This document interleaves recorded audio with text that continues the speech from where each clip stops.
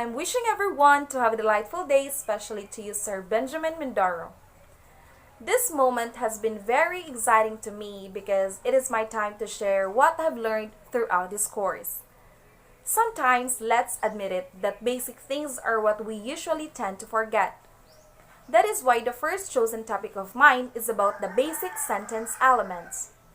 Third it is, these have been taught in primary years, but the importance of basic sentence structures is what we need every day. Let us begin with the two different clauses, which are the independent clause and dependent clause. Independent clause from the word itself is a clause that can stand alone as a sentence that has a subject plus verb plus object equals complete idea. For example, Honey eats pancake. Honey is the subject, while eat is the verb, and pancake is the object. Comprehensive, right? On the other hand, the dependent clause is not a complete thought or also known as a subordinate clause. For example, although she is, it leaves blank to a reader or the listeners. In English sentence structures, there are also rules that we have to follow. First, a sentence should begin with a capital letter and ends with a proper punctuation. Second, a sentence must contain SVO, or the subject, verb, and object, and has a clear thought. Identifying the four types of sentences is also fun. What we usually use in day-to-day conversations is a simple sentence, which contains only one independent clause or has one verb, one subject, and one object. It goes like this. Honey climbs the mountain. That's a simple sentence. Compound sentence, on the other hand, has two independent clauses that are combined with a comma or conjunctions. And, but, yet, though, etc. For example, Honey climbs the mountain and she brings banana. Third, the complex sentence has one independent clause and one dependent clause. That sentence begins with a dependent clause because, while, if, etc. For example, while sleeping, Honey dreamed of climbing the mountain. And the last type of sentence is the compound complex sentence, which has two independent clauses and one dependent clause. For example, Honey climbs the mountain and she brings a banana, even though it is just in her dreams. The second topic that I like the most is about the 13 rules of subject-verb agreement.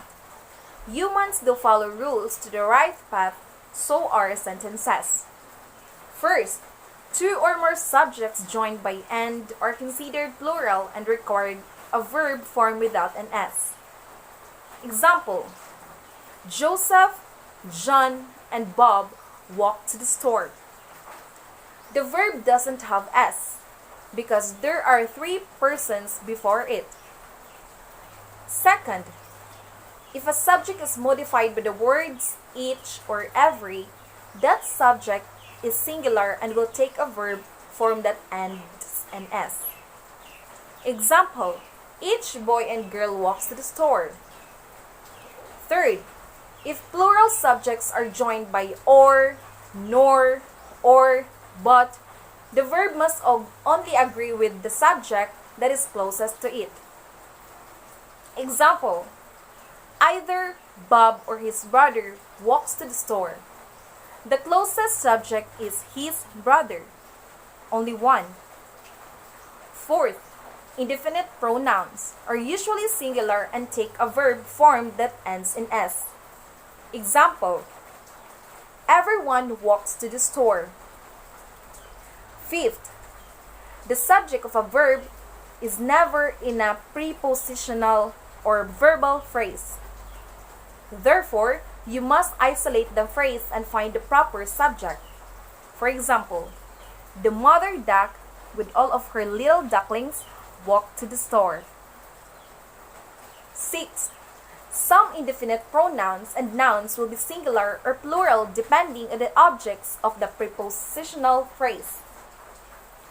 These words are always about number or amount such as all, half, some, none, most, part, etc. For example, some of the students are gone. 7. When a collective noun such as family, group, committee, or class is a subject, the verb will end in S. For example, my family, with all my crazy cousins, always walks to the store. 8. A few nouns such as economics, mumps, measles, or news end in S but are considered singular.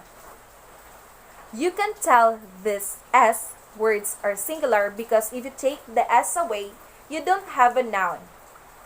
For example, economic and new are adjectives that describes a noun. Example, economics is her favorite subject. 9.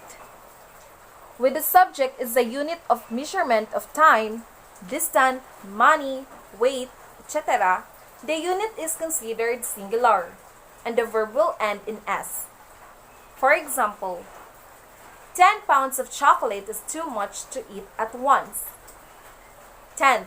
In a question or in a sentence that begins with the, there, or here, the verb will often come before the subject.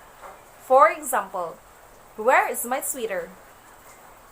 11. The verb must agree only with the subject.